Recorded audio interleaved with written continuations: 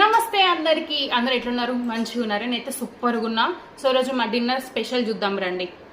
So ముందుగా అయితే పూరి, చాలా రోజుల తర్వాత నేను పూరి చేసా.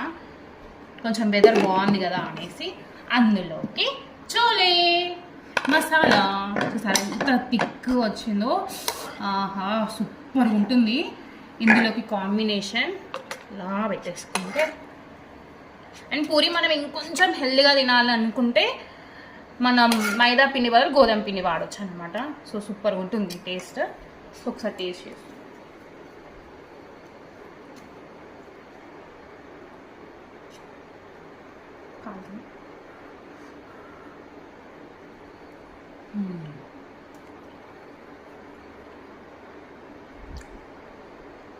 సూపర్ ఉంది టేస్ట్ మాత్రం. ఒకవేళ మీకు ఈ రెసిపీ కావాలంటే కింద కామెంట్ సెక్షన్లో కామెంట్ చేయండి, డెఫినెట్గా నేను అప్లోడ్ చేస్తాను వీడియో.